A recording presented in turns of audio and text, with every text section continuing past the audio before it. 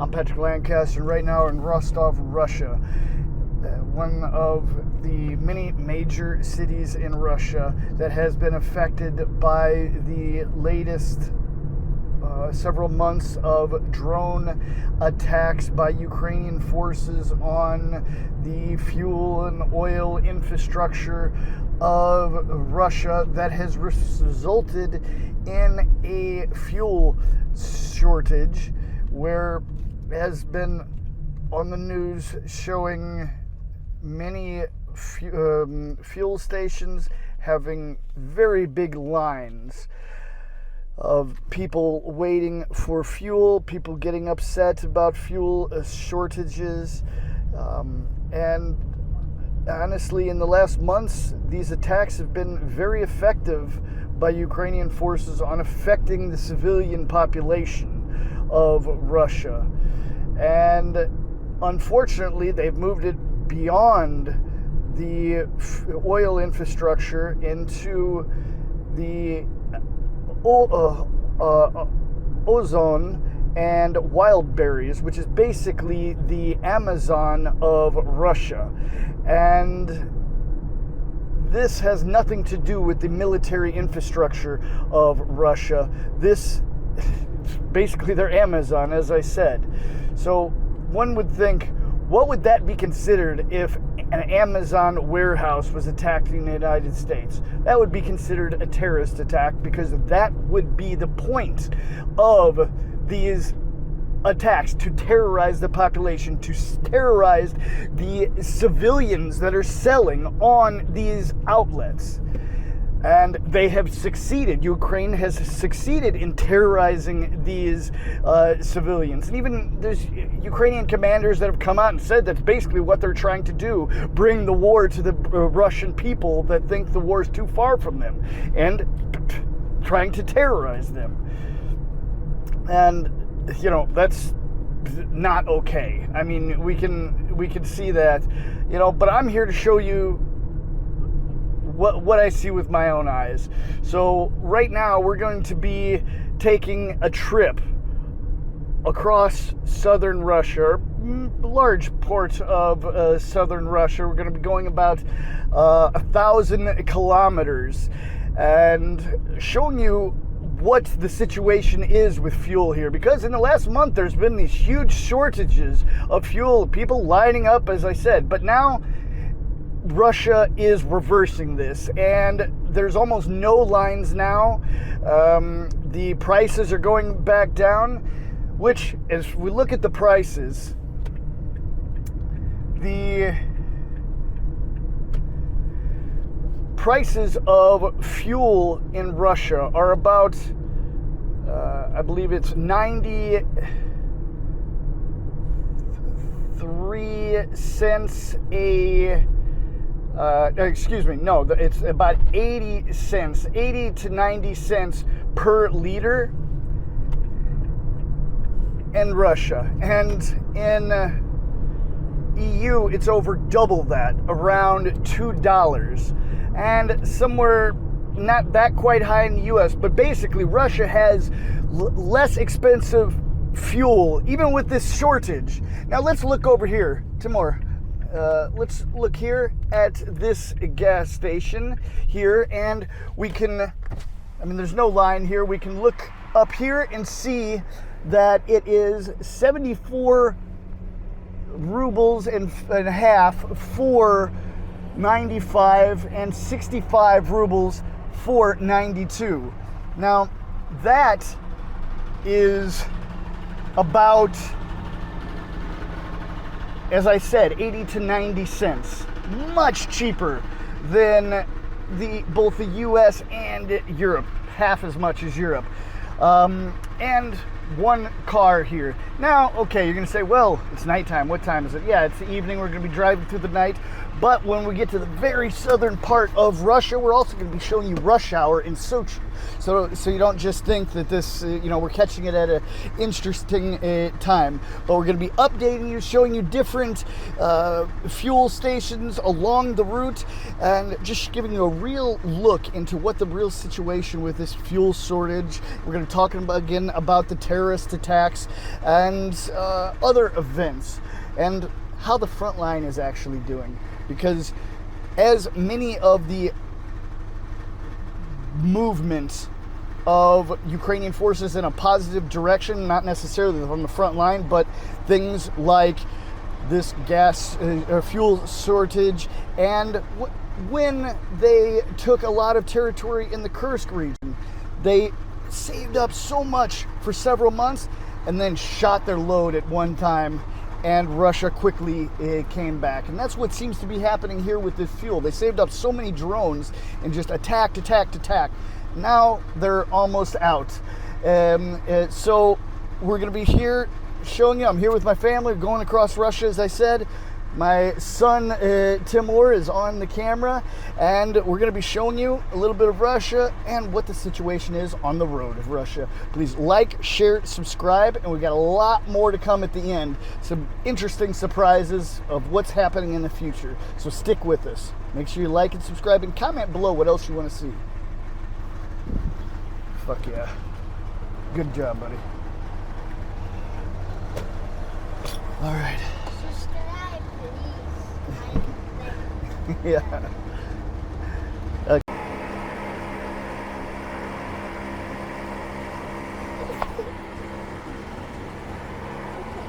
И всем привет, ребята! Сейчас на вашем экране Тимур Ланкастер. И сейчас мы снова едем в Абхазию. И мы находимся на заправке. Сейчас мы едем.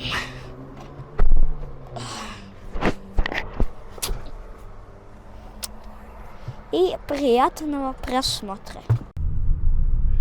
All right, so we are on our way out of the city of Rostov, as I said. Now, keep in mind, the city of Rostov is not super close to the war zone itself overall. Well, I guess it used to be considered not super close because there wasn't that many effects of the war on Rostov. But in the last year, more and more, even in my own apartment complex, there has been people killed by attacks, and it seems that more and more recently Rostov is becoming more of a war city, even though it's way far from the front line, not even in the disputed zone. You could say somewhat deep inside Russia, but still getting affected by the war. And here we have another fuel station. Now here have 95 and 92 octane for 135 rubles and 120 rubles. Now obviously that's different than we were before. What the thing is, there's some of these gas stations that have the standard government price of the 63 or 65 and 72. Like here's one that has 65 and 72, and we can tell there's just 2 vehicles waiting in line there. So that shows the difference. There's ones that are way more expensive that have almost no one waiting, and then ones that's the normal price that just has 2 vehicles waiting. Now we'll see the difference between now, this is the evening obviously, and how the rush hour in the morning is in Sochi, the biggest southern city, you could say, or the most southern biggest city in Russia, which hosted the Olympics at one point. So we're gonna keep showing you what we see here on the road in southern Russia.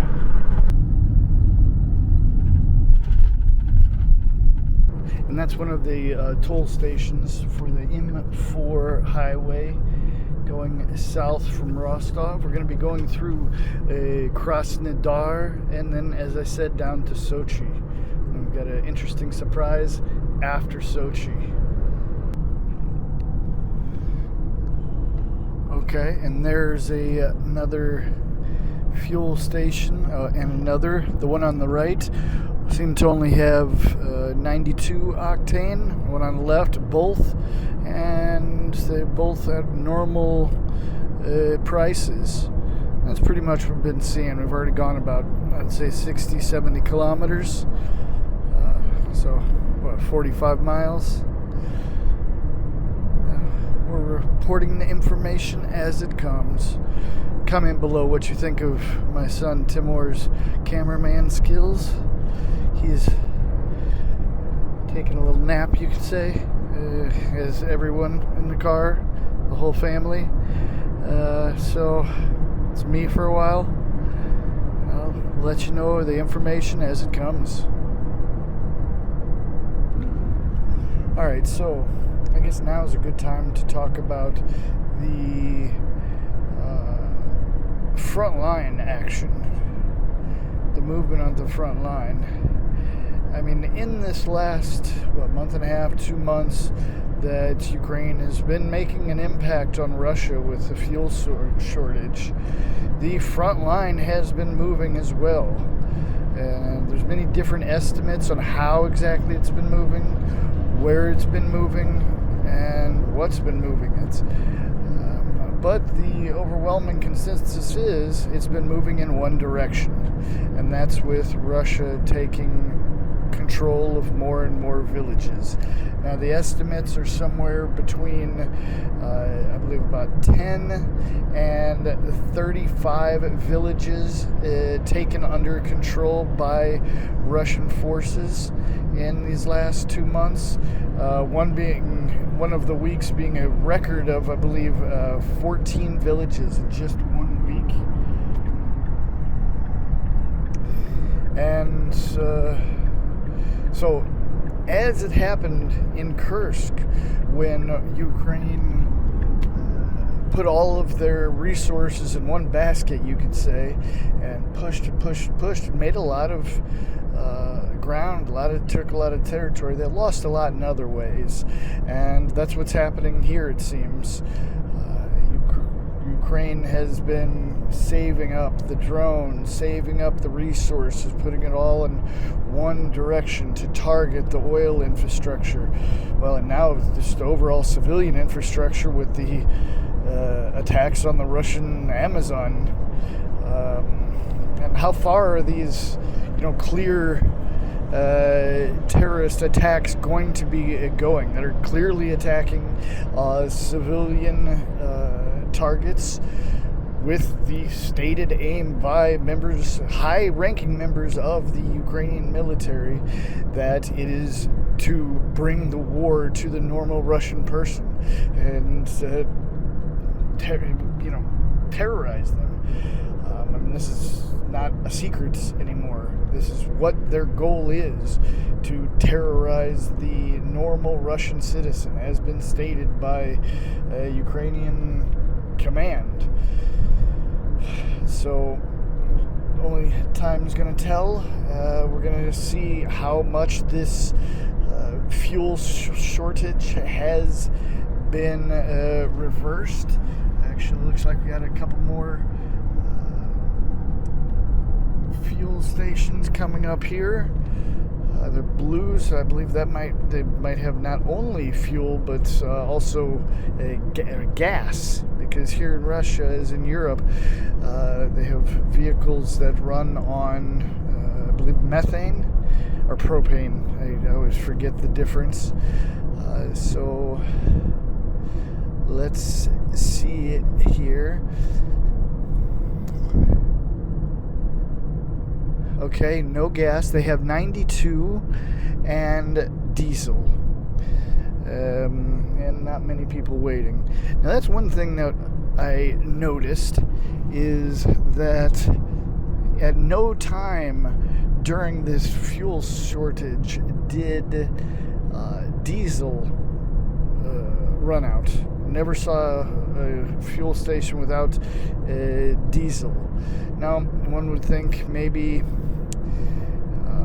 there's obviously less vehicles that use diesel, so less people panicking, because panicking was definitely a big thing it hit the media that there was a fuel shortage, so there are many people running to the stations and trying to buy up all the fuel, but didn't happen with diesel.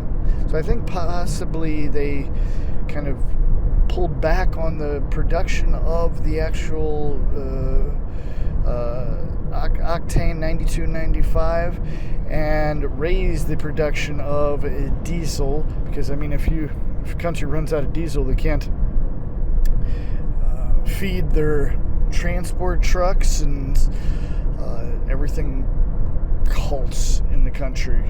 Anything from corn to oil to military, and everything in between. So obviously there was some strategic changes in play, but as we said, it seems things are reversing now. We're going to get a good look in the morning in and around Sochi when we drive through, hopefully. And yeah, we're going to keep trucking. And when there's a fuel shortage, you really notice how often and how many fuel stations there are. I mean, they're every couple miles, if not more. Here's another one over there, another one over there. And what do we got? They got 95, got 92, and diesel on both sides.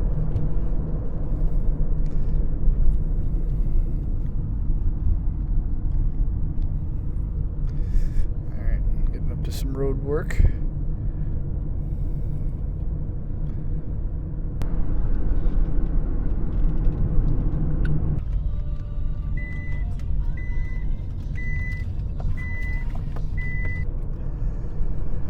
Alright, so morning has come. I slept a little. My wonderful wife Nadia drove in the night as well. Everybody's starting to wake up. Now we are just north of Sochi, and in the twist and turns, or the serpentine as they call it, roads here, where it's just a winding road through the hills. The former mountains near the sea. So I think we're going to be able to get a glimpse of the Black Sea. And been looking at the fuel stations through the night, and most of them had no one waiting. But now rush hours here, if you call it that, in the morning, it's about, I guess, 7:30, 8 o'clock, and we're gonna stop and check out some fuel stations. Well, there's the sea over there, Black Sea, and see what the situation is here, almost as south in Russia as you can get, before the border to Abkhazia.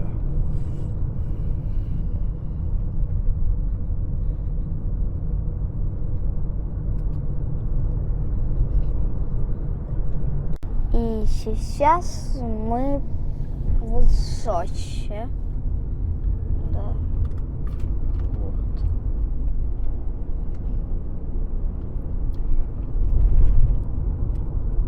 Впереди камера. Подъезжаем в Сочи. Смотрим.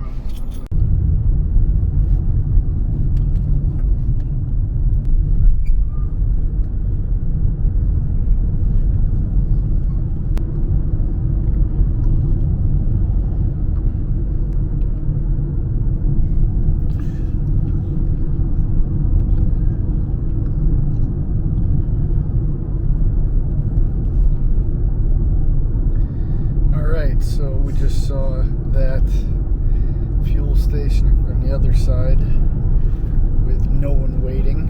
A few people in the parking lot, but no one waiting. So hopefully soon there's one here on our side that we can easily stop at safely. Check it out.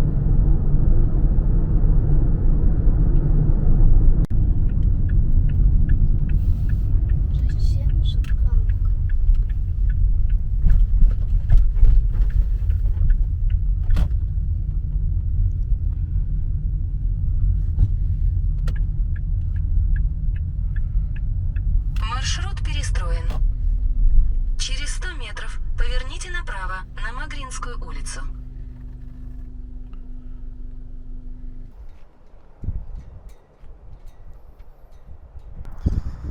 All right, so we've come to this fuel station where you can see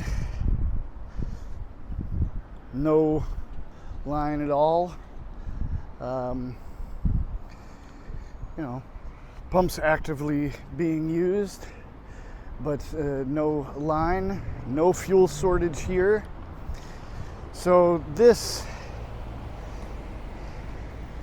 tells you that what the Ukrainian bloggers and Western bloggers and journalists that are saying there's this massive fuel shortage here in Russia at this time are not telling the truth. Just in the last days, they've come out saying this, and we've shown you southern Russia here, no fuel shortage, reasonable prices, some with higher prices, but the majority reasonable prices with no queues.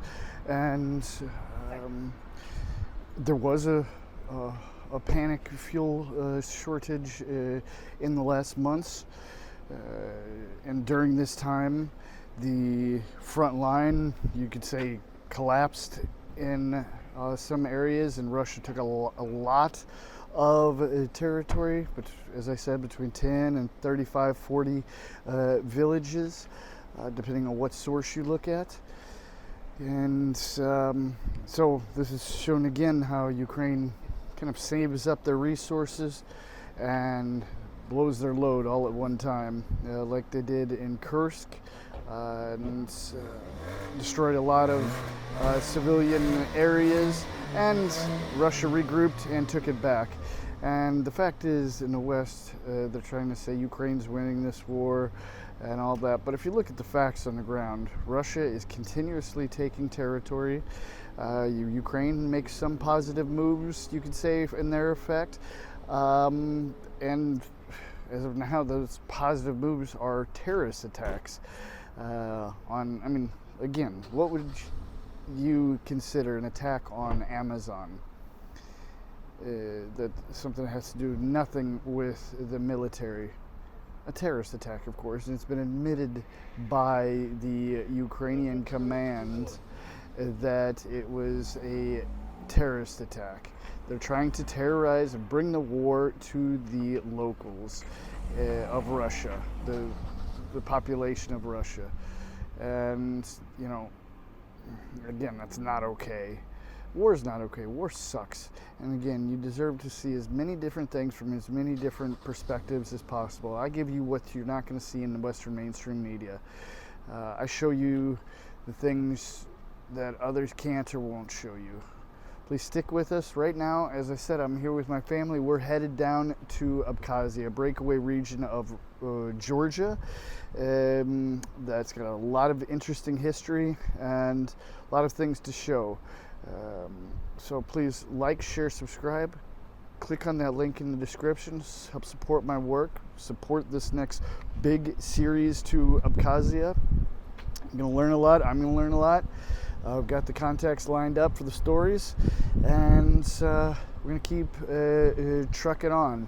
So to recap, a reverse by Russia of the fuel shortage in Russia. No lines at the gas pumps here that I've seen, and terrorist attacks on Russia's Amazon equivalent. Terrorist attacks across the civilian infrastructure of the oil infrastructure and other infrastructures, with the stated goal by Ukrainian command of terrorizing the locals and bringing the war to them, as they say. And the front line collapsing, the Ukrainian lines collapsing, and up to close to 40 villages taken by Russia during this time of this so-called attempt at a fuel shortage. And I comment on what I see with my own eyes. Yes, there was a fuel shortage in this region. And to be clear, what we've been in is the Rostov region and Krasnodar region. There was a fuel shortage. It no longer exists. We've shown you that here. And the journalists and bloggers that say it does, at this time, are lying to you. Or they're just not updated because they're not here on the ground. Please like, share, subscribe. Help support my work with a link on the screen or in the description. Let's go get some information. Я тоже хочу. 4 года.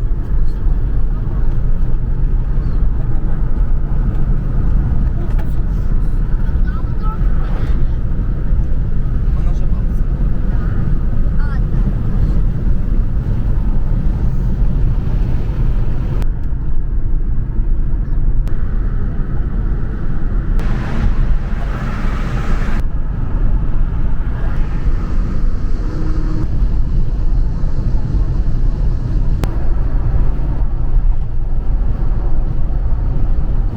And we've made it to the border of Russia and Abkhazia. Our full series coming up very soon. Support our work here with the link on the screen or in the description. Make sure you like, share, and subscribe. And follow our second channel for the full series. And also follow us on Substack. Сейчас я только проснулся, и мы поехали на границу. Смотрите, какая очередь.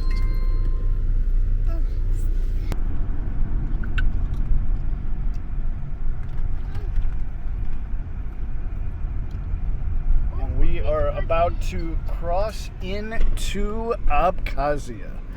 The Republic of Abkhazia, one of the breakaway regions of the country of Georgia that broke away in a civil war in the early 90s. And right now we are here at the border control. Can't really film too much of it, but we'll let you know how it goes.